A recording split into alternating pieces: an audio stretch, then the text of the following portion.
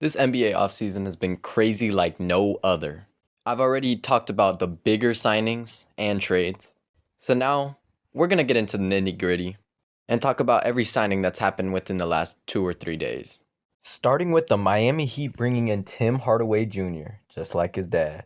Which sounds like a great signing until you hear that they lost out on Norman Powell. And they lost out on Anthony Simons. Norman Powell goes to Chicago. So that big three everyone was talking about for the Heat, that's gone. And Anthony Simons goes to Philly. Next, everyone knows about the Jaylen Brown trade, but as far as signings go, they bring in veteran guard Mike Conley, and they lose Nikola Vucevic, their trade deadline acquisition, who goes back to Orlando. But at least they bring in Mitchell Robinson, who will be great for them because he provides defense, offensive rebounding, and those offensive rebounds will be vital for their three-pointers that they love to take. Not only that, you take them away from your Eastern Conference foes, and you take them away from the Knicks. My LA Lakers lost some key players. They lost Marcus Smart, who goes to Houston, and for some reason Houston just loves taking our role players. Last year Finney Smith, this year Marcus Smart. And Luke Kennard goes to Phoenix. So that leads to everyone and their mama thinking, what the heck is Rob Pelinka doing? Well, whether you think he was cooking or these are bad moves, he completely changed the roster.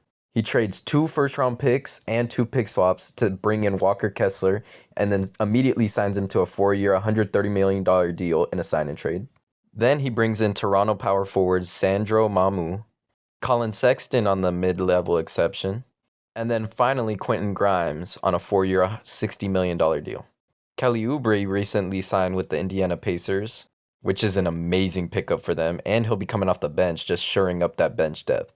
So that means Philly loses Oubre and Quentin Grimes. But as previously mentioned, they bring in Anthony Simons. Obviously, they make the big trade with Jaylen Brown. And they bring up their power forward, Dean Wade. Warriors re-sign guard DeAnthony Melton. Okay.